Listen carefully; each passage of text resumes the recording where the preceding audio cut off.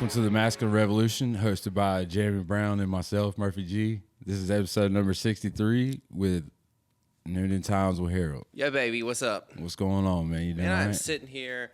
Did you guys publicly talk about how early in the morning you guys do this podcast? Yeah. Yes. Because that is so silly. It's five.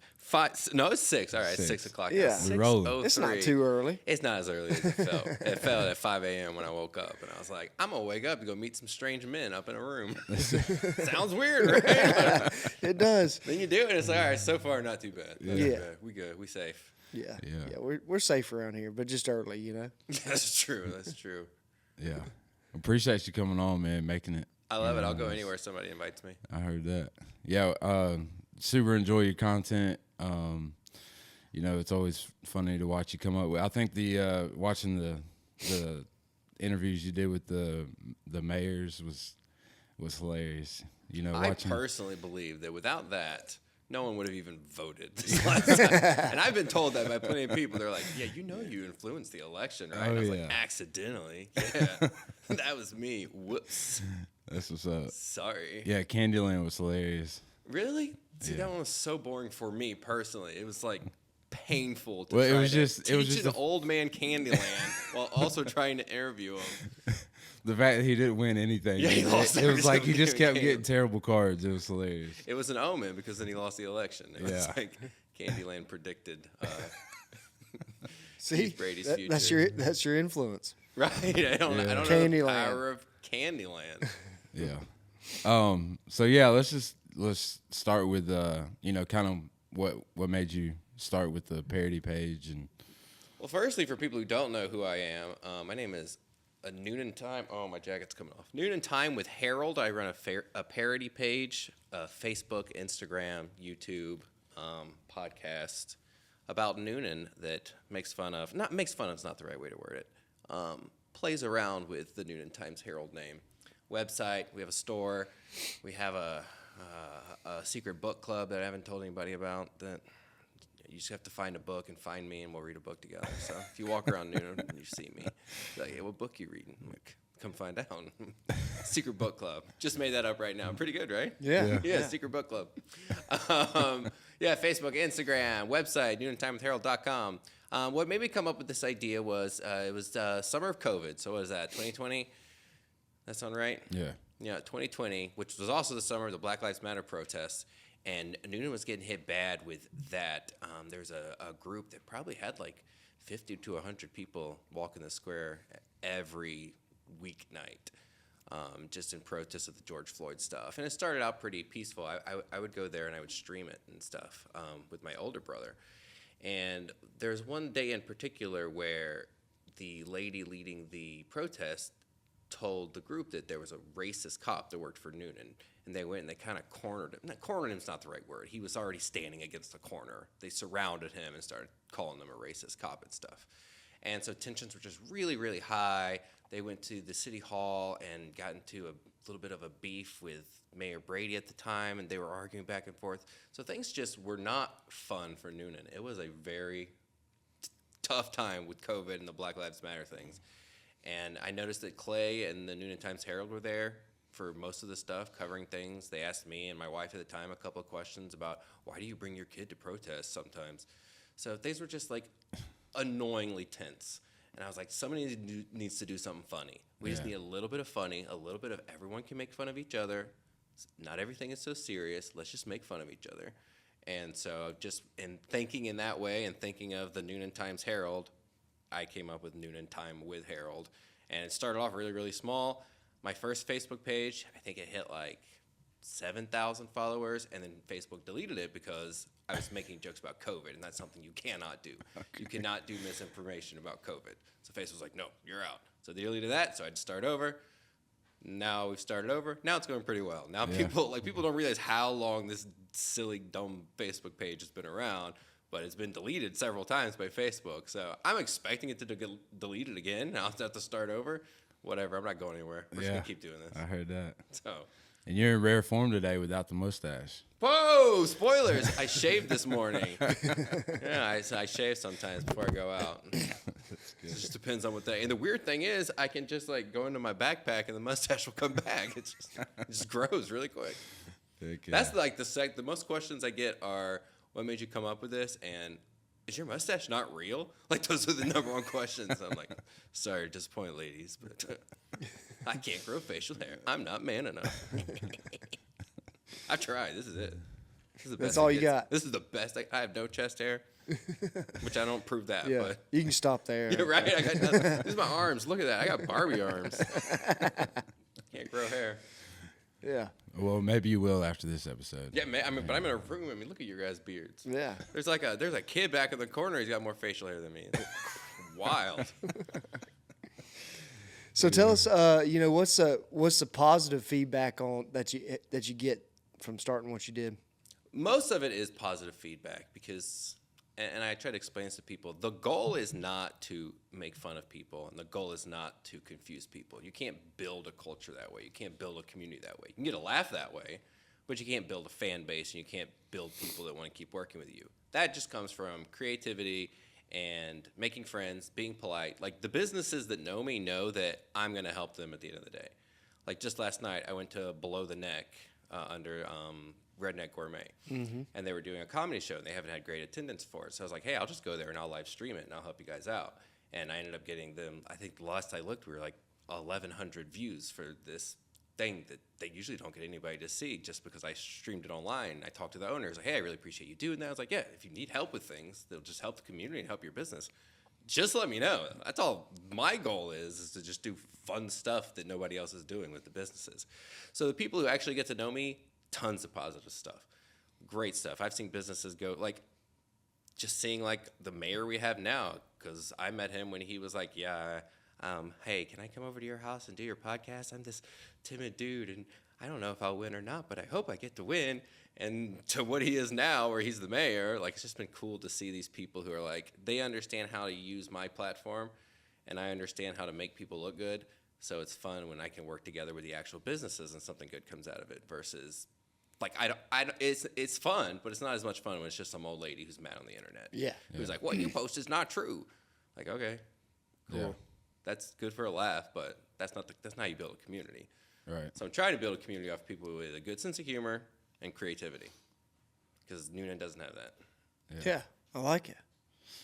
Yeah, I would say, I mean, you could definitely tell. I mean, just with the mayor race, like, it was kind of tense, and I feel like the interviews that you did, like, really allowed it to be, like, more of a community thing, because, like, watching the first debates, they were kind of, like, going at each other and stuff like that. It felt like a debate. That's what I'm saying. It was like, but watching them do your interviews and stuff, like, it just made it feel like more of, communal, I guess. Yeah, human, I think. Yes. Showed them as not Human, just for sure. politicians. It was like, hey, these are actual just normal dudes. Exactly. Like, I had the most fun just hanging out at Danny Beck's house before we did. You guys got to meet Danny and stuff. Yeah.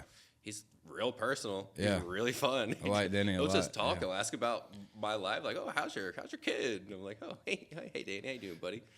He asked me to he's always like, hey, let me buy you dinner. I'm like, no, Danny, I'm going to go home. So we'll spend like 2 hours together working on a podcast and be like, oh, let's go to lunch or dinner. I'm like, no, you're fun, but there's other life. Sorry, buddy.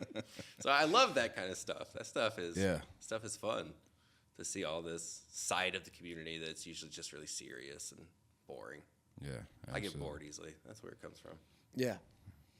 Have you always had a passion for making folks laugh? Yeah. I got my first video camera when I was like 12 years old. So I was like a reserved Southern Baptist homeschool kid to just be given a video camera. It's like, all right, go make movies, go be creative. It's like, all right, cool. So I would just make movies all the time. And then I got into acting. I'd done professional acting up in Atlanta. I got really big into improv. I'm an improv director. I've been a professional improv director for 15 years. I used to direct at the Newnan Theater Company. Now I direct in Fairburn over at Southside Theater Guild. So I don't really do, I don't do live music. I've never gotten into being in a live band. But besides that, I get into all the arts. And I can't dance, I'm a terrible dancer. So those two things I don't do. I don't sing and I don't dance, but everything else, yeah. Yeah, I didn't know if the mustache, gave you superpowers where you could I wish. break it down. It gives me confidence, but not that much confidence. I could do like what the guys do at the club, where you just bounce your hand. Yeah, and yeah. the girl does all the work. And Yeah. this is it. This is all the guys do. Uh-huh. I can do that. Yeah. That's awesome. I'm in the same seat, so I understand. I Yeah. can relate. Just a little bounce to it. That's all. It's a little bounce. I'm at the Alamo, just yeah. Go shouty. For sure. So you said you used to work at the Newnan Theater? I sure did. Okay. So you doing like plays and stuff like that? Yeah, or- I started out there as an actor, and then I started directing there. Then they gave me the improv troupe. They have an improv troupe over there. They let me be in charge of that. I started writing their murder mysteries. So they do one murder mystery a year. I don't know if they still do it. I'm not over there anymore. I got divorced, and during the divorce, you know how the wife and the husband get the different things. She got the theater, so it was like, all right, if everyone's gonna take her side sounds bad, but she was like, she needed the theater more at the time than I did. So I was like, all right, I won't bother the theater at all. So since then, I haven't touched that place really. But yeah, the big thing I did over there was I wrote murder mysteries. And my murder mysteries are like improvised murder mysteries, so it's not like a script. It's like a story and characters, and I suggest what the cast says, but I don't tell them what to say. So it's a big improvised play, basically. Cool. That's my big thing in the arts of plays and stuff. So I like to write improvised plays versus plays, which doesn't sound like it's any writing. You just So put you two just like people going like to a a room. general, like the big picture idea, and then Yeah, they big just kind picture idea and the flow of things, and at what point do we borrow from the audience, and what point do we trust ourselves, that kind of stuff. Gotcha. You got any shows coming up at the other? I do. March 7th. March 7th. I don't know when this comes out. I don't know if this comes out before March 7th. But March 7th, it is an improvised musical. It's called Improv Island. It's a concept I came up with. So my cast is going to be stranded on a secret island, and it'll also be a musical, and it'll also be improvised. So they have to make up songs. I'll be up in the booth. I'll be hitting musical tracks, and they'll have to sing and dance. That's got to be another added layer yeah. to the improv to try to come you up can with sing some, so you get it a little bit. Yeah. I'm assuming you know how to freestyle. a little bit. I'm mostly writing. When it comes to the freestyle, it's But these are like people from like, oh, here's a 19-year-old art school girl to here's a grandma. So it's just this huge cast of people that are like rapping together on stage. That's awesome. Because I told them to. I'm like, all right, guys, rap together. It's like, yeah, my kind of art. Yeah, that's pretty unique, man. that is. That's super cool. And that's So- the kind of stuff that I try to, bring into Newnan. That's what I want to see more of. More is like, we've got the most live music, plenty of live music, which Yeah. live music's fine, but I'm trying to get the weird stuff. I just wish we had a better like music venue. And You wish we had a better music venue? Every Yeah. venue's a music venue. I know, but I'm saying like I just wish we had like How good does it need to be?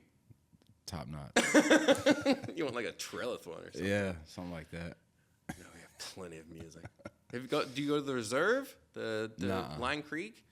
It's all like one vein of music though. Oh, yeah. Oh, That's yeah. that's what It's I mean. all- Somewhere that that's like what you mean. Yeah, yeah. like somewhere that they had other Diversity of everything's they play the same. Yeah, it's and all- it's a lot of the same people, which is nothing wrong with. I'm not like hating on it. I'm just saying I just wish there was like a bigger music scene, I guess. And Yeah, they do that Porch Fest thing. I don't know if you saw it last year, where they do like a huge musical day and they scatter it across all of Newnan. There's all these bands, and when they do that, it's a little bit more variety. But even then, it's country, rock, Southern rock, singer yeah. songwriter. Right, That's about it. You're not gonna get a rapper up there. right. Yeah, which we should. We should. Yeah, okay, maybe I'll start a rap show. Harold's rap and trap. Waiting on you, Murph. Yeah, waiting on me. If I drop a beat, will you freestyle? Not likely. That wasn't a no, though. That was a not likely. I mean, if it's just like an insane beat, I might have to. Oh, I cannot drop it. Can you beatbox? Are you don't know me? I don't know you. Yeah. No, there ain't no It's beatboxing called going. confidence. Yeah. You do anything once. Yeah, that's true. You don't know if it's brave or stupid until you've tried it. That's So if it turns out well, that was bravery. Some words to live by right there. If it's not any good, that was stupid. that's truth. That's truth. Yeah. So why comedy? I Dang, that's the first time I've gotten that question. Cool. Wow. Well, check that out. At the core of me is a this can be a serious podcast too, right? I've heard some episodes. Like I've been suicidal since I was probably like 19, in and out of situations, 3 or 4 attempts, lots of doctors, lots of medicines, all that kind of stuff. So for me, it's just been sort of I don't know, it feels like it's not even an option. It's got to be comedy. There's got to be something to laugh about, or else like things start getting dark and scary.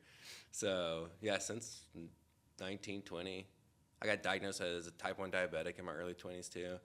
So it's just been, I spend most of the time taking care of like my mental health, taking care of my physical health. And then the times where I'm not doing that, I'm stressing about the next time I have to take care of it. So the one thing to offset that would be comedy. Yeah. So it's a form of treatment and medicine for yourself. Yeah. It's what it is. Like I don't really get into if I'm watching TV, I'm watching something funny. If I'm listening to something, I'm listening to energetic music, or I'm listening to a funny podcast. Like it's just comedy 24/7, which can be really annoying for like my girlfriend when she's like trying to have a serious talk or something. I'm like, oh yeah, but I can switch, just not as well. I prefer to keep things pretty silly most of the time, because I'm worried that if I don't, I'm gonna die. So that's where my brain goes. It's like, all right, we gotta laugh, we gotta have a good time. So how long did it take you to kind of put those connect those dots together, where you kind of figured out, hey, comedy is a good tactic for myself? Probably like mid-20s.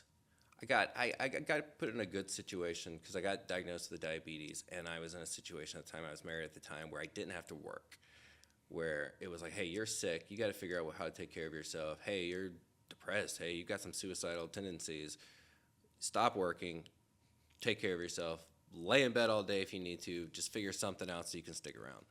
So I was blessed to have a couple of years in my life where I was like the stay-at-home dad. I was raising my daughter. And when you're raising a little girl, you learn to be funny pretty quick. I don't know if you guys have kids, but that's what you do with kids. If you can be funny with the kid, you can get them to do pretty much anything. That's a disconnect I think most parents have. Like, if you can make your kid laugh, they're going to listen to anything you say. In my experience, if they're smiling, they want to keep smiling and they want to keep laughing. And if they associate, hey, I will be able to laugh and have fun with my parent, I'm going to listen to them. 9 times out of 10, that works better than discipline, scary, fear. So just raising a little girl by myself with nothing else to do, just told me, that's sort of where I fell into, man, funny is the thing. This works. People connect to it, even if it's my own kid. So I kind of just like kept it going. And at that time, I was writing rap music. It was terrible. It was all comedy based. Like I wrote a 16-minute song called "My Girlfriend Is a Cup," and it's just like puns about your girlfriend being a cup. Which most of the lyrics I can't sing here, but it's on YouTube. If you go to YouTube and search "My GF is a Cup," you'll find a 16-minute long rap song by me of just puns about my girlfriend being a cup, and it ended up going really well. I performed it at somebody's wedding. He was a big fan of it. They were like, "Oh, can we do the "My Girlfriend Is a Cup" song?" I was like, "Yeah, I got you." So I like officiated the wedding. I was like a minister, and then 30 minutes later, I'm rapping, "My GF is a CUP." So I just do stuff. Yeah. At the end of the day, if it makes me laugh, there's a good chance it's going to make somebody else laugh. And so most of the time, sometimes it doesn't. That's like one of the things with Harold is people are like, "Oh, the stuff you post is so funny." I'm like, not really. If you go through and you look, most of the time it's not funny, and I'm the only one who thinks it's funny, and 4 people react to it. Every now and then something blows up, but it's very much a quantity over quality. If I have an idea, I write it and I post it. Most of the time, nobody thinks it's funny, and I'm laughing, and I'm like, "This is the greatest joke I've ever written." And everyone else is like, "What? This is terrible." I'm like, "What? You guys don't know what you're talking about." So I just keep trying, just keep shooting shots. How old's your daughter now? She is 12 years old. Okay. What now that you've been in that rhythm with her and using, comedy as a tool, what strengths have you seen develop out of her from that? Her confidence is insane. Too confident. Like as a 12-year-old, you want them to be like there's some magic of when they come to you and they're like, "Dad, I'm not sure. Can I get your advice?" My kid does not do that. My kid is, "I got this. I'm funny," and everybody loves her. She's incapable of being bullied because she is so confident. Like she'll come on and be like, "Oh yeah, this kid called me this, and this kid made fun of this." And I'm just like, "Yeah, whatever, bro." She's a wall when it comes to bullying, which I think is awesome because she's learned how to just laugh it off and move on. It's helped her get through. Like the divorce I went through it wasn't terrible. Like some people go through divorces that last 4 years and it destroys, and the kid has to choose which side. Mine wasn't that bad. It wasn't good, but it wasn't that bad, and it definitely helped her cope with that. She was able to get creative and make videos herself and start funny YouTube channels and stuff that she see me do. She loves the fact that I'm Harold.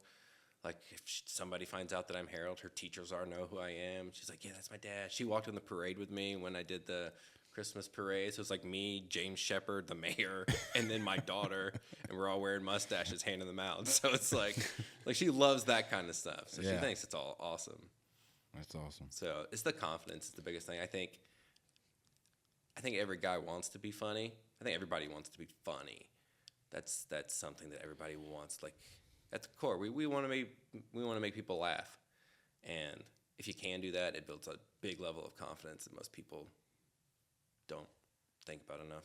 Yeah, having seen her like grow in that confidence, what has that done with just your mental health? Has it been rewarding? On like, man, I'm making a difference. And yeah, I mean she was the last time I got into a really dark place was about 2 summers ago. Like I went to a motel, didn't tell anybody where I was going. I brought everything I needed to like not be alive anymore. Like I was like, okay, I'm done with this. Her existing was the only thing that got me out of there, and that's been true for the last a lot of years. I mean, yeah. So her confidence in her, it's one of those situations where she would be devastated, and you can't talk yourself out of that when you're in a dark place. If you've ever been in a dark place where you're like, I've never been able to tell myself she'd be so much better off without me, and that's always been kind of like, and I'm glad I can't tell myself that. That's great. Yeah. That's always been like the wall. I can be like, oh yeah, my mom wouldn't really care, my brother wouldn't really care, my girlfriend wouldn't really care. She's always mad at me about something. Like you get into this headspace where you start lying to you. But every time I got to my kid, it was like, nah, my kid would be real pissed. She don't want that to happen. So that's always been kind of like the thing that stopped it. So yeah, that's positive. Yeah. So you shared with us too, getting out of the mindset that things will never get better. Kind of walk me through that thought process. I think I've been through a lot of therapists, good and bad therapists, and I have always had a hard time with the argument, because when you open up to somebody, usually the first thing you hear is, well, things are going to get better, right? And I don't know if I've ever subscribed to that being true. I think when somebody's in a really, really dark place and you tell them that, it feels dismissive and it feels unbelievable, because sometimes things don't always get better for the situations. Sometimes those situations just get a lot worse, because usually when you're sad and you're depressed or whatever, there's a plethora of things that are causing it. So just get that blanket statement of things are going to get better. Like I've always hated that. I've always felt it was dismissive. I've always felt that it was positivity for positivity's sake versus any substance to it.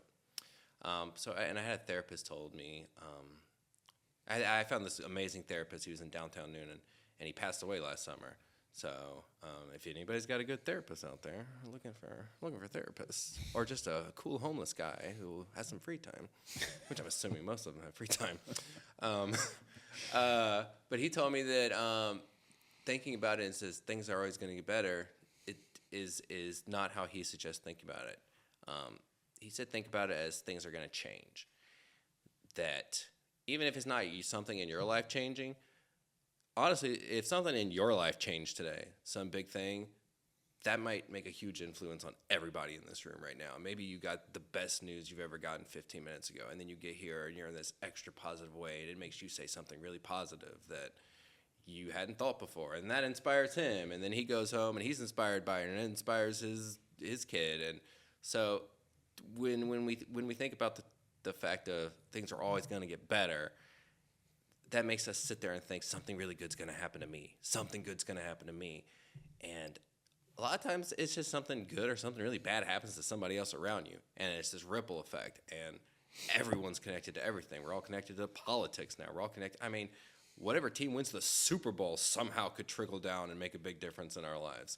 So I think sometimes it's just wait a little bit and see if something good happens for somebody else or something really bad happens for somebody else. Maybe the person that's been making your life miserable will go get a DUI, and then they'll have to go spend a month in jail. And hey, now your life's going to get a little bit better. Not because anything directly happening to you, just life is coming at everybody really, really, really, really fast.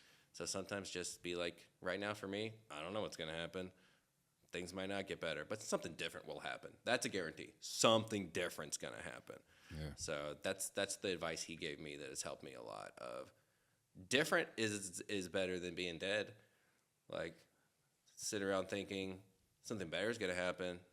No guarantee, but something different is going to happen. And I would like to be around just to see what the different thing is. Mm-hmm. So that's been the most helpful for me. Is I want to see what different things are going to happen. I want to see who's going to be WWE World Champion next month. Just different stuff. I just want to be there for the different stuff. Yeah. So have you kind of how do you portray that message on like a daily practice? And Harold, no, not really. I don't know if that's what you mean specifically. No, just in your life, you know. I mean, Yeah. Whether you use Harold as a tool or something else, you know, like how does that stay fresh? When I do my interviews like this, I've done interviews with not our newspaper but other newspapers. Like my first newspaper interview I ever did was with Peachtree City newspaper, so that's kind of funny. Newnan won't write about me, but Peachtree City will. So, and I bring it up. I'm extremely open about my mental health struggles and stuff like that.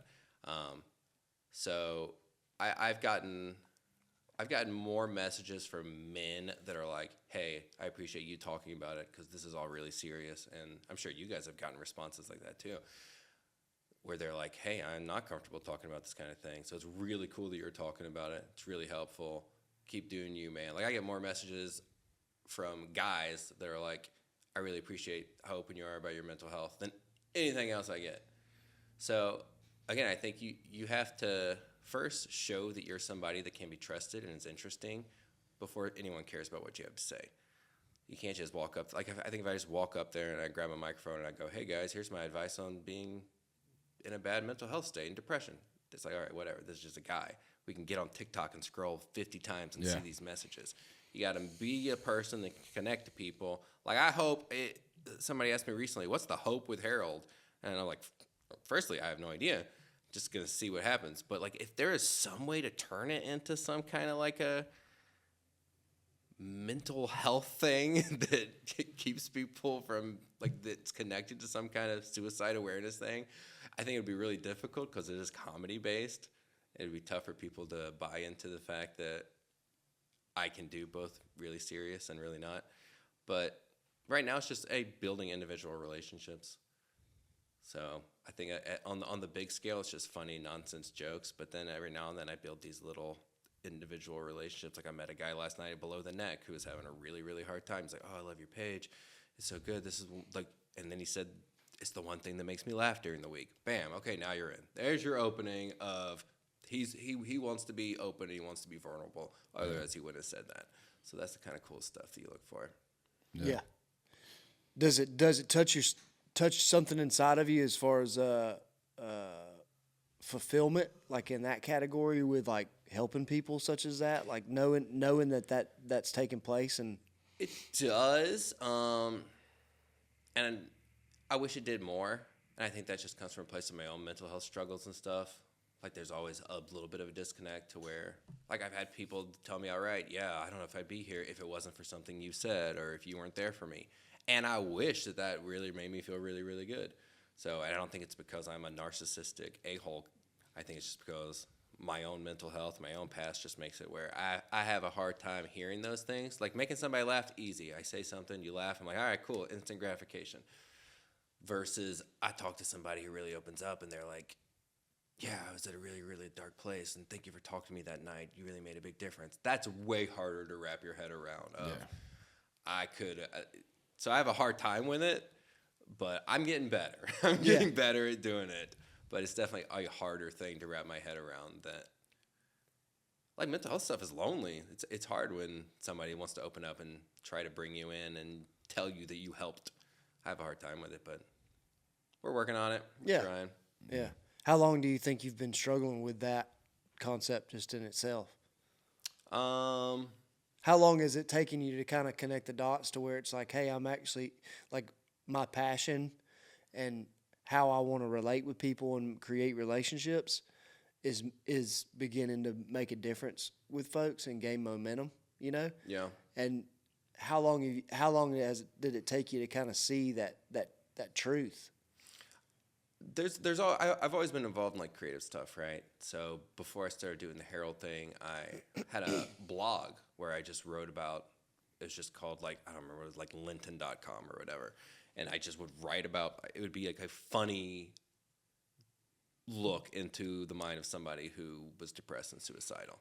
And I did that for like 10 years. And that is really when it started coming, where guys would message me and stuff and be like, hey, it really means a lot that you're writing that kind of stuff.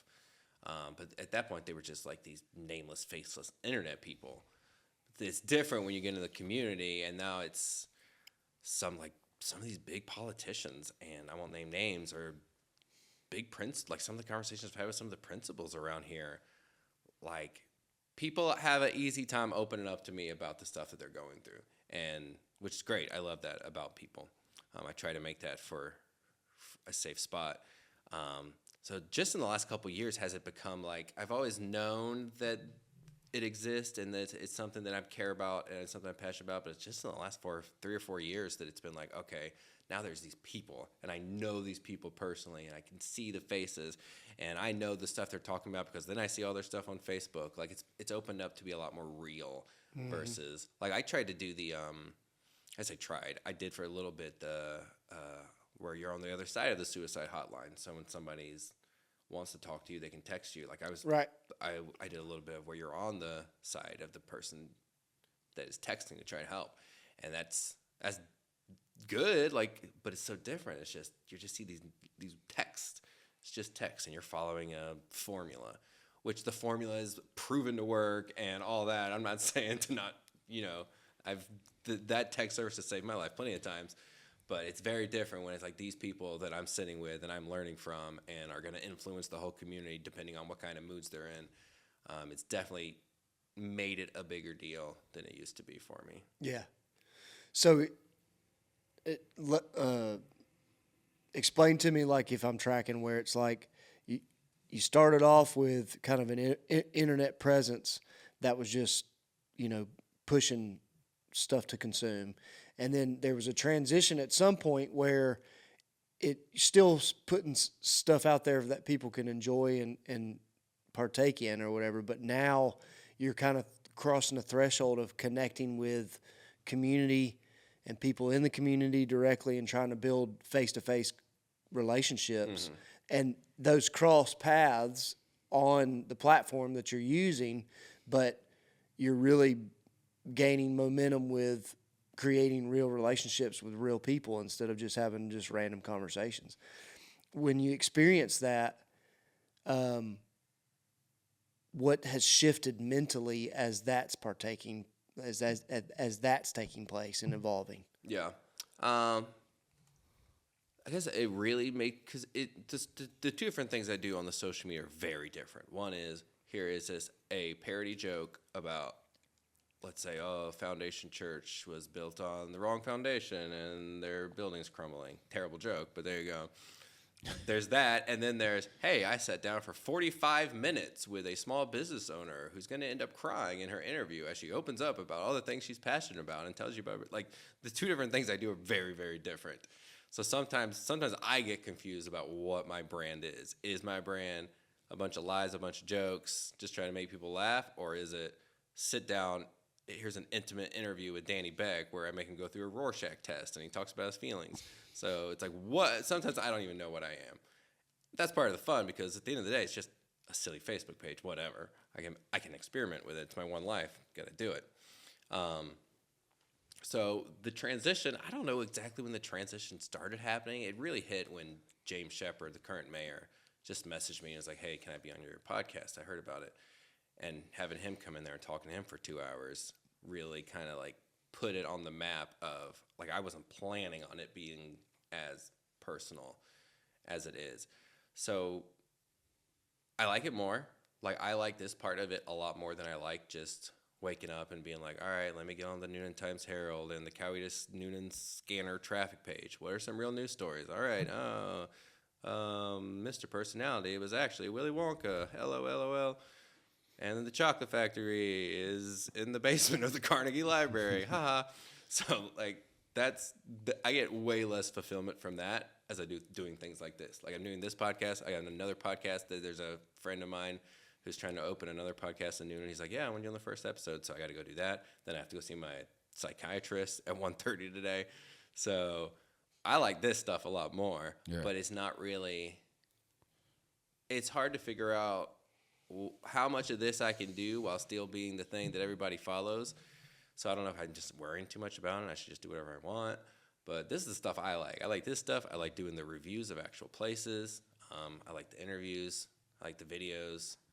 That's way more fun and way more beneficial than here is a joke about a roundabout. Yeah. So, but again, it's hard. I mean, this doesn't always connect with people. A joke, people like to laugh. So Yeah.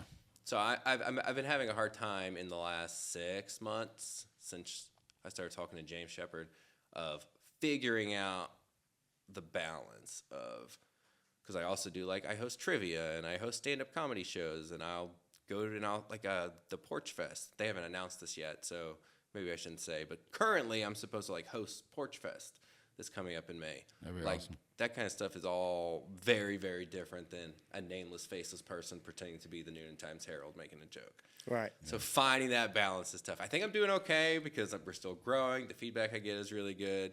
But there are times where I'm like, I don't know. It makes it hard for, if I have something serious to say, is anybody even going to listen?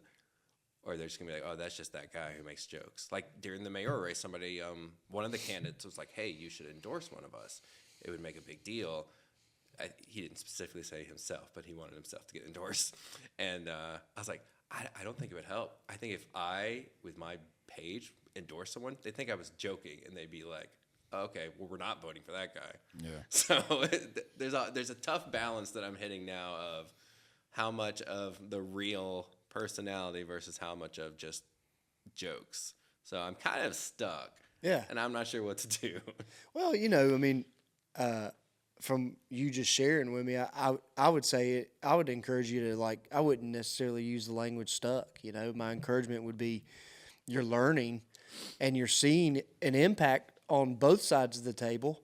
So both are positive, and so just continue the adventure and continue learning and, using the skills that, you were created with and make the impact, and not necessarily take the emphasis off of the expectation of, you want something in particular, and just from talking to you so far, I don't think you kind of live in that space, No.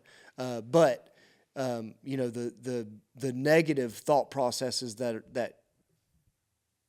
are born in your head and you're thinking through, that's usually based off of like, inner feelings of, do I have what it takes and am I making an impact? Yeah.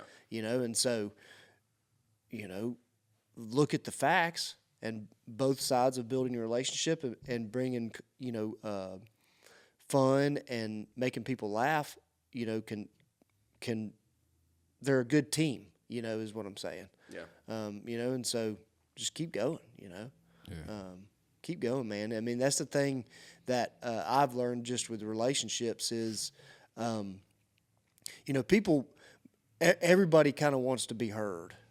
I mean, it's just natural in in our human condition. Like, you kind of want to be like, hey, this is what I think, this is what I feel, I think that's normal. But when you choose to do the opposite and you say, okay, I'm going to put someone else's needs and desires above my own, and then you're the person who steps in and says, hey, I'm going to listen, and I'm going to pay attention to actually what you're saying and care about it, then all of a sudden you get this totally different response where your natural instinct, you're like, you're it's almost like counterintuitive, where if you go with your natural instinct to just be like, hey, I want to make it about me, then you do that long enough, there isn't fulfillment. You're like, this doesn't feel right. But then when you counterintuitive and you're serving others and putting others before yourself, all of a sudden you receive something that you don't expect, which is, you create relationships and create community, and you feel good, and you're like, well, this is working, And so 2 or 3 years is what you're saying as far as like, hey, I'm having a hard time connecting the dots with it. That ain't nothing, Yeah. That's a short period of time. So, another 2, 3 years, 4 years, you get close to a decade of doing it. I think that's when substantial evidence of like being consistent with the passion that, God's given you inside of your heart, then you start seeing results. And I think that's the struggle with our society as a whole, at times is like, we don't give things enough time. We hurry things too much, and we want what we think is best, but most of the time what we think is best is not the best, because it's usually short-sighted because we want instant gratification, and so but if you play the long game, all of a sudden you begin to see that momentum roll out, and so the fact that you're transitioning from, instead of just a focus on just, hey, I'm putting funny stuff out there online and it's just not relational, it's just trying to make people laugh, and you're making a transition where you're still doing that, which is a positive thing, but you're adding relation into it, dude, it could be, who knows what it can turn into. Yeah. That's kind of how I try it. Like my phone background is just always do it for your future self. Yeah. I sort of try to be where I think about things. Like I've had people come up to me just recently and like, hey, you should like, with all the relationships you're starting to build, you should try to join the Chamber of Commerce. And I'm like, what? For a silly Facebook page? Like there are things that I haven't even considered that you can still do over in Newnan. Like, yeah, there's people that want to get to know you and they want to help your business and they want you to help their business. There's all these relationships you can build. And it's like, it's a very big shift from, man, I'm depressed and the Black Lives Matter and COVID are stressful, so I'm gonna make some jokes on the internet. Like it's definitely changed into something, which is, I mean, it's exciting and I'm having fun. So I think if I'm having fun and other people are benefiting from it, every now and then I get feedback on it that bothers me, but for the most part, it's hilarious and fun, and like I love that all the mayors hung out with me. Like that was great. No, people are like, that's not, they don't do that, and they're just real people. Yeah. So that was really cool to just meet them and hang out with them. Like these are just real guys that, like Brady came with his wife, and he's so sweet with his wife, and Danny's just laughing all the time, and then Shepard's so smart and so serious. Like they're just cool personalities. They're not just suits. So yeah, that's the kind of stuff I love. Yeah, that's cool, man. Yeah, I mean, hearing you talk about all that stuff is like is so close to kind of the path that we took with Masculine Revolution and how it started and everything, as far as just times were really tense, and we wanted to focus on some positive stuff, some things that would help people. And I think like that's probably like my favorite part about this podcast is sitting down with the different people and just like getting to know them personally. I mean, like to hear you talking about how much like suicide prevention and helping people through hard times, like it'd be hard to get that just from the jokes and stuff that are made. But like those kind of things, like meeting Danny Beck, and like just like you said, just like showing the human side, and the people that come up and they're like, hey, really enjoy the content, those are the things that like make it all worth it. You know what I mean? Regardless of if it's super popular or not, like, you know, the fact we like chose an intentional route, and like, to me, that's the best part, is the people. You know what I mean? Like, that's the part that matters. You know, just the relationship part of it. You know, I mean, getting to meet you, like, stuff like that just is inspiring. I mean, here you are facing, you know, these hard times, you're going through these mental health struggles, and then you turn around and use it for something positive. I mean, that's a great story. You know what I'm saying? It's an inspiration. So, you know, I appreciate you coming on and sharing that with us, man, for real. Yeah, I mean, I'm open book about everything. I always have been. Don't have a shy bone in my body. I don't have any bones in my body. I made a Jello. Jello boy. Are you red or green? I'm colorblind, actually, so I don't know. Orange? Yeah. Yeah, I think that's the one thing that I've enjoyed the most about doing the podcast is like Murphy was saying, talking with an array of different personalities. But the cool thing is the seats that we get to sit in, like, they'll come in and they'll share just like you're sharing, and kind of like, hey, this is what my story is, right? But we get to be on the other side of the table where when you have conversations with a lot of people and they're just sharing kind of their stories, you begin to kind of see common denominators amongst the stories, you know? And so all of a sudden you realize that, like, you know, you and I are probably different in a lot of different ways, but then there's also a lot of ways that we're very similar, you know? And so it connects those dots for me personally, where I'm like, you know, it's easy in today's times to try to get pulled to one side or the other and make a choice. And that's where I've kind of seen, like, you know, yeah, you can have different perspectives and different views on particular topics, but like, at the end of the day, like, there are fundamental things that we as humans, like, we're the same in. And if you can kind of connect on that level where you are common, then it's easier to begin to not necessarily, like, try to change each other's minds about those particular hot topics, but, like, it's just like you can embrace the other side of what that may be different from you, you know, and say, okay, well, yeah, you see that particular topic differently, but we also have similarities, you know, and that's, you know, I think that's like a massive thing that's needed in right now in our society, is people coming together with the truth of, yeah, there's differences out there, but that's not a bad thing, you know. That's how God created us all. We all have different gifts and talents, different thoughts, different way we process things, different ways that we tackle, you know, just daily activities that everybody's got to go through. You know, everybody's got to wake up this morning. Everybody's wake up routine is different, but at the end of the day, everybody's getting up and doing something, you know, and so it's cool to see and be a part of those conversations where you get to kind of see that it's like, man, we really all have similar struggles. We have similar, you know, emotions in different scenarios, you know, and so it makes it to where you can connect, you know, easier. It has for me. Yeah. Have you had that kind of same effect? Yeah, I feel like, I mean, compassion just grows the more I talk with people and realize that we all have, like, such similar struggles, although we might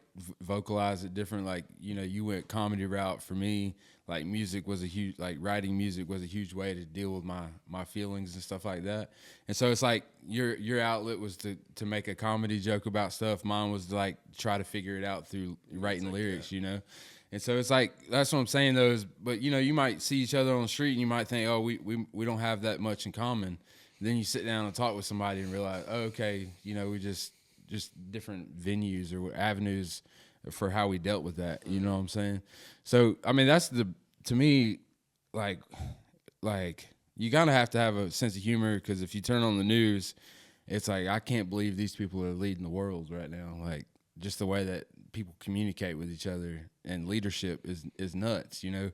And you kind of have to, like, just have a sense of humor about it when you watch it, because if not, I mean, you just get bogged down.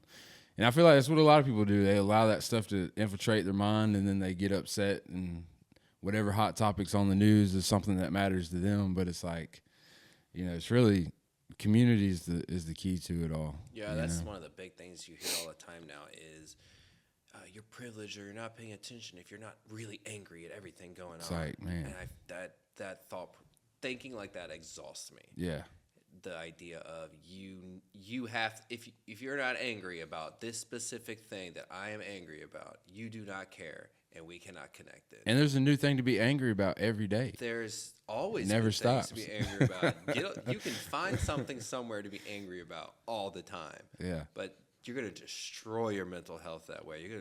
You're not going to have any energy to do anything positive for other things if all you're doing is getting angry. And right now, everything is about who is angry at the right things. Right. If you're angry at the right things and you're mad at the right things and you're angry enough at the right things, you can't just be angry to the point where you ignore. You have to be angry enough to where you cuss about it, or you hate this right person. Yeah. Do you hate the right person, or do you like the wrong person? Like, everything is, so many relationships now are built on, do we hate the same thing? Yeah. Mm-hmm. And that is so exhausting. And I can't get into, I'm very much I can find something I like about every single person in the world. Yeah. And I say that and people get so frustrated. But I think everybody's got something they're really good at, and everybody's got something that they're struggling with, that if you can see it and acknowledge it and be like, hey, I see how hard you're working on this. You're doing a great job. If you can hit those two things, you're going to connect with somebody. That's how when I meet somebody, those are the two things I'm looking for. What are you doing great at right now? What's something you're trying to get great at? If I know those two things, I'm going to connect with you and we're going to get along. So that's what I look for anytime I meet people. Sometimes I can't find it. Sometimes it takes a long time to look at it and find it. But have you found there's certain tactics that you use that help you discover that? One of the other things that works for me, and I don't remember where I heard the advice, it's just when you think about charisma and building relationships is, for me it works. It's say one more thing. So if you're in a situation where the expectation is, hey, how are you? Hi, I'm doing good. Conversation's over. You're in the elevator. You both nod to each other. You start going up. If you can think of one more thing to say that doesn't come across as creepy, obviously. I don't want to be like, you smell good. But just like you're in the elevator and you hit somebody with, what are you most excited for today? When you're in the elevator with them, okay, you thought of one more thing to say that the normal person is just ignoring everybody, so they don't want to say anything. That's going to open up something new. So don't be creepy about it, but think of one more thing to say in situations. If somebody's like, yeah, I'm having a really horrible time, I'm sorry to hear that. All right, that's regular. But if you can think of one more thing to say after that, it opens up to, like, there's what we expect in communication now because everybody's been talking for so long. We know, oh, I'm having a really bad day. Oh, I'm sorry, that sounds really hard. Expectation. You can think of one more thing to say that opens up a whole new level of charisma and connection that most people are too shy or too nervous to do because, I mean, yeah, sometimes if you come across creepy, it doesn't work. But if you can come across, if you can approach people with kindness and you just say one more thing than what the expectation is, sometimes they're taken aback and they're like, okay, whoa, I didn't expect, I'm just trying to be in the elevator. Why are you asking me about my day? But most of the time, 9 times out of 10, it does lead to that kind of thing where you get to start getting to know people. So that's my approach. Yeah. I like it. Yeah, man. Super appreciative of you coming so early and giving us this time, man, and opening up with us and sharing and stuff. You want to shout out all your handles and stuff? Oh, yes, my handles. My handles. Who calls it handles? I was like, what is the handle? Yeah, Newnan Time with Harold on Facebook, Instagram, podcast, Newnan Podcast with Harold, YouTube. We have a shop. It's called Zazzle.com/Newnan Time with Harold. I have an Amazon wish list if you want to buy stuff that I can use for interviews. It gets used back in the community, all right? And there's a Switch 2 on there. I'm trying to get somebody to buy me a Switch 2. So go to Amazon, and I think you search wish list, and there's a... If you go to my website, Newnan Time with Harold, all the links are on there. I try to make sure I got lots of stuff planned every week, so if you want to do a video with me or an interview or a podcast or do something silly, let me know. You can email me, NewnanTimeWithHarold@gmail.com. I run an entertainment business called High Spirits Entertainment that does stand-up comedy, improv, trivia. I do weddings. You officiate weddings? Yeah, I officiate weddings. So I think that's everything. That's awesome. I always forget something when I'm hitting my handles. My handles. Yeah. Well, you forgot about the secret book club. The secret book club. That's Yeah. right. How do they get that? How do they get in that? We find each other. Oh, okay. It's an in-person Yeah, interaction. we both are carrying a book and we're looking down on it. Then we bump into each other and we both look up and we're like, "Oh, sorry, I didn't see you there." Like, "Oh, sorry, I was just reading my book." And then we look and we both have the same book in our hands. And it turns, and then the romantic music starts playing, and then we kiss. So Yeah. Oh, okay. Well, yeah. We're crossing all kind of lines quickly. and it's not like a gross kiss. It's like a forehead kiss. Oh, That, okay. Was that one of those like We have one to more define. things that Yeah, one got more creepy? thing. See, Got it creepy. was creepy. You gotta try. You don't know if it's creepy or not. That's the thing. That's another thing. Uh-huh. You don't know until you say it if it was gonna be creepy or charming. So, That's awesome. gotta try stuff. Gotta try stuff and apologize when it was creepy. Not Yeah. enough people apologize. That's another thing. I'm big on apologizing. That's awesome, man. Well, yeah, man. Thanks for coming on. As always, y'all can reach out to us at masculinerevolution@gmail.com or just come up to us in person, man. We're around town. Yeah. Just We see won't us. kiss you on your I was forehead. about to say they probably don't have a book in there. But yeah. Until next time. Join the family. Yes, sir. And dance to the music. I don't know what the sign off is. That's it. Dance to the music. Dance to the music, baby.